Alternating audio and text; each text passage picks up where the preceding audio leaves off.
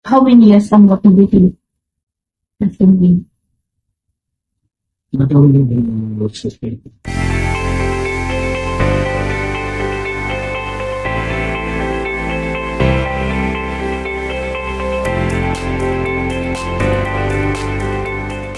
Hello guys! Welcome back to our channel. So today, ang aking jowa, ipaprank natin. Kasi habang nasa office siya, minessage ko si IC, tinawagan ko si IC, sabi ko kay IC, i-message mo si Doc. Message mo si Doc, sabihin mo kay Doc na nakatanggap ka ng scholar kay Idol Rapi Tulfo. Sabihin mo sa kanya na kailangan mo ng video ko, tapos ng employer ko. Kasi ang sabi niya dun sa ano, na ako, ang kanyang ina, ang kanyang mami ay OFW dito sa Dubai, kasambahay. So, ayan, pauwi na ang aking chururut. Pauwi na siya, intayin natin. Ipaprank natin siya. So, nag-message na sa kanya si IC, tumawag siya, medyo galit na galit siya or medyo upset siya. Bakit daw kailangan ni IC ng ganun? So, kung nagpanggap ako na ako'y nagla-live, ganyan, busy ako, mamaya na kayo mag-churut-churut sa akin, ganyan. Tapos, si IC naman, sabi ko sa kanya, pagka-message mo kay Doc, i-screenshot mo, i-message mo sa akin, kunyari ganito, ganyan, para kumbinsihin ako na una siya nagsabi kay Doc sa akin. So, guys, tingnan natin yung reaction ng aking chururu. Kung ano reaction niya, kung paano ka siya sisirain. Charot lang. Tingnan natin ang reaction niya, kung paano pag sinabi kong hindi niya ako pinapakain, ganito, ganyan. So, antayin natin siya, parating na siya. Tingnan natin kung ano reaction niya sa magiging video namin ng being isang amo at kasambahay. Tingnan natin. Oh, eh.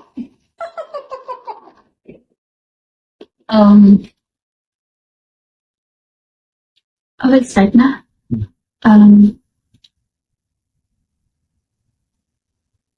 Babae. How can I start? Hello. Hello, sir. Sir Rapi. Hello, Sir Rapi. Because that is under for Sir Rapi Tulfo Foundation. Who is giving... Actually, I think RTA Rapi Tulfo Foundation with his wife. Say hello. Foundation Hello, sir. Rafi. with Jocelyn Tulfo. Hello, Sir Rapi Tulfo. Okay. We must not together because they will think that, okay. I'm look super nanay. Super. Okay. Hello. Hello po, Sir Rapi Tulfo. Ako po si, Janet Gonzales. Ako po ang mama ni IC. Nandito po ako sa Middle East, sa Dubai. As kasabahay po, nagtatrabaho po ako dito sa bahay at sa po ang aking employer. Ayan. So, as requirements po sa inyong pa-scholar ni Ma'am Jocelyn Tulfo sa mga anak ng OFW, may anak po na nag-aaral sa Pilipinas. So, sana po mapasama sa inyo, mapasama sa mga tatanggapin nyo at aaprubahan nyo ng scholar ang aking anak na si AC para po sa inyo makapagtapos ng pag-aaral bilang ako lang po yung sumusuporta sa kanila. So, nagtatrabaho po ako dito sa Dubai as kasambahay. So, sumasahod po ako ng 2,000 per month. Ayun po. So, medyo mahirap po yung trabaho dito bilang isang OFW. Kasi, minsan po yung mga amo, hindi naman po nagiging pata sa mga empleyado na. Tulad po, sa 2,000 lang po yung sahod po. Tapos, hindi po ako libre sa lahat. Ako po yung bumibili ng mga ano po, kahit mga sabon lang po, sa mga shampoo, mga gamit sa bahay, ako po yung bumibili. Kaya in 2,000 po yung dalawang libo ko po na. What do you say sabon and shampoo? Because, of course, how much the 2,000 salary I'm saving? Okay, maybe you try. So, yun nga po. So, yung 2,000 po pong sinasahod ay binabawasan ko pa po yun ng mga pasabon po. Tapos, yung mga gamit ko po sa sarili ko dito. Kaya hindi po yun sapat para ipadala ko sa pag-aaral ng AC at suporto sa kanila. Tapos, po, minsan, hindi naman ko talaga ito nagpapakain ng tama. Wala naman po mga bonus-bonus dito. Kahit hindi po sila, hindi po siya galang din yung amo. Nagtatrabaho ako maghapon hanggang gabi. Tapos, kumakain lang po ako dalawang beses sa isang araw. Tapos, ako lahat ang binibigyan. Tapos, syempre, pag may mga bisita sila, ako lahat. So, pero okay lang po sa akin yun. Okay lang po sa akin nang madamit siya sa pagkain. Tapos, hindi ko siya nagbibigay ng bumos, tapos, sirap-mera po sa trabaho. Tapos, minsan po, masisigawan pa po natin. Yung pero, syempre po, kailangan ko magtiis kasi gawa ng kailangan po ng ipadala ng pera sa pag-aaral, busy.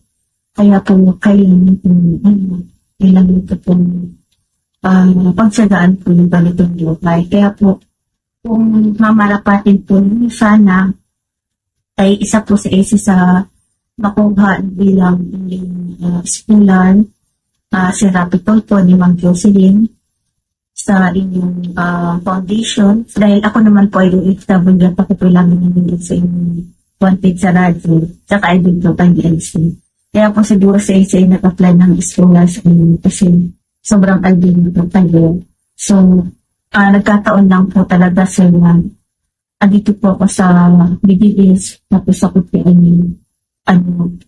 hindi nahihirapan po sa sobrang sama po ng ugali ito ng aking amo, madami po, nahihirapan po talaga ako. So yun na po, Sir Rabi po, hindi lang po sa Pilipinas po talaga po. Itinagod po naman po sa bakit yun kasi talaga po ito tayo ng magdala sa atin. Wala pa rin nagtitiis lang po ako dahil kailangan po i-answer namin pang-school. I-exam po.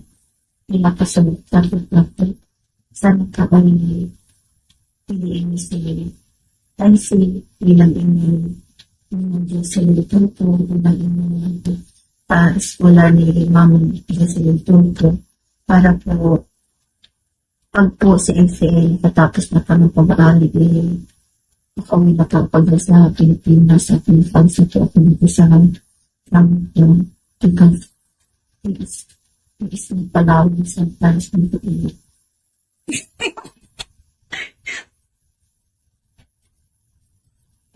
What do you say? Hindi, mas di look kawawa kay. Who's not allowed to do?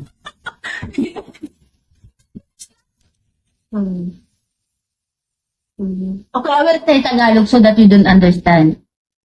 That you will not allow me to eat. You will not allow me to have day off. So that they will feel that, I see must do right with because then she can that her mama is so much working hard. That is strategy. I don't want to be a part of this unnecessary. I don't like this, baby. Okay, I will not say that. No, I don't know. But you're saying something. This is not right. She's using this money for her study. All this lie.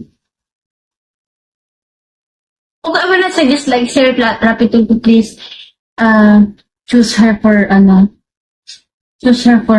I, as far as I understand, you would not allowing her to give it to that, right? if she agree. Okay, last na so that I will say thank you.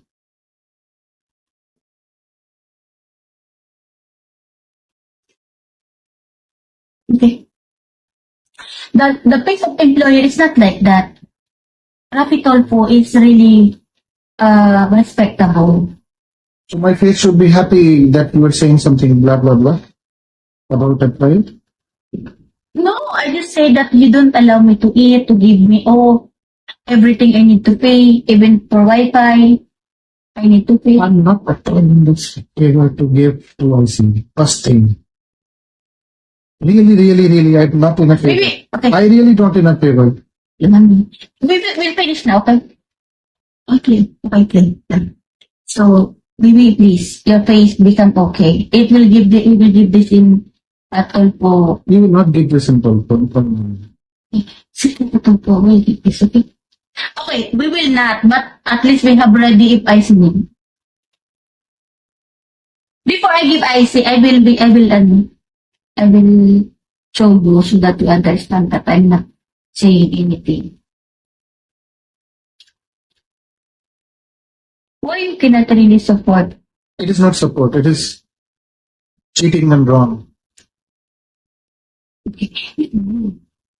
Finish it. So your face okay na? I'm not okay. Just finish it. I don't know communication. So, he will say, what a kind of, he will believe that you are maybe he will be thinking that you are, And the Rafi Tolpo is like that and they will just believe in one video to give money. of course, They will investigate everything. I know what I mean is, at least your face will be okay in the camera. My face is not important. The important thing is what you are doing. And if she is getting scholarship like that, it will not help her in her study. This is cheating. Getting money through cheating and she... It's not cheating, baby. I'm OXW. Wait. Maybe just finish it. I don't want to say anything about this. It's okay. So, yun po.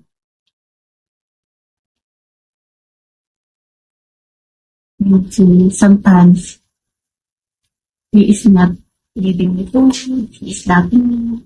This is prank.